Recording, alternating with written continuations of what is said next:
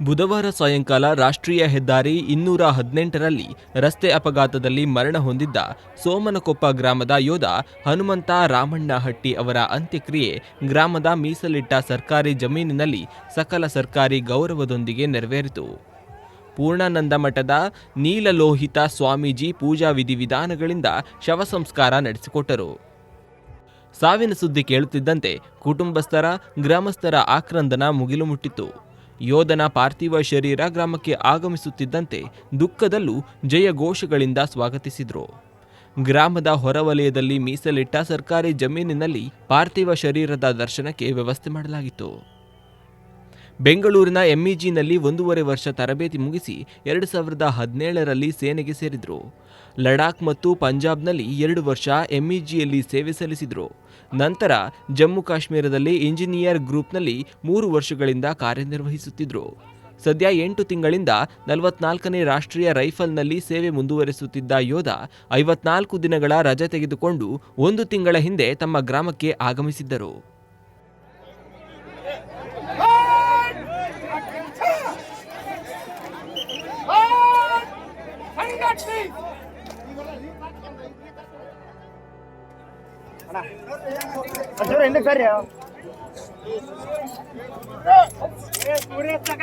ಯಾರು ಮಾತಾಡಕ್ ಹೋಗ್ಬೇಡ್ರಿ, ಸುಮ್ಮನೆ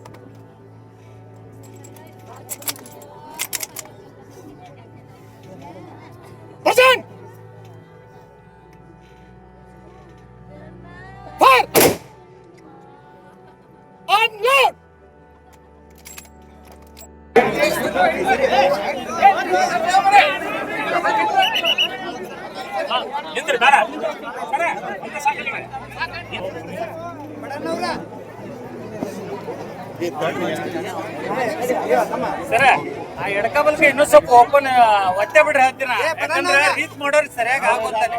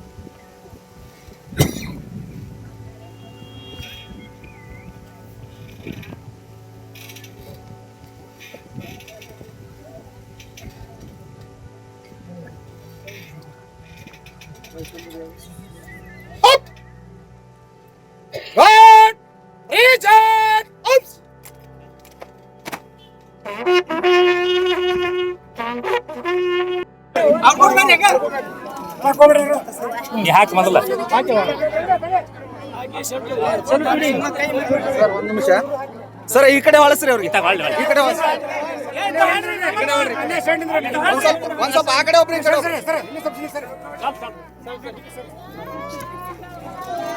बोलो भारत माता की, बोलो भारत माता की.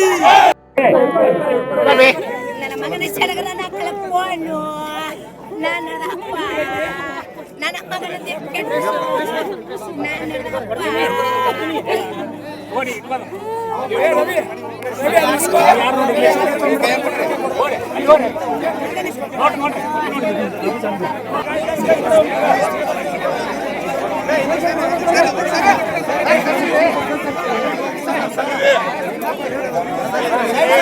ನೋಡಿ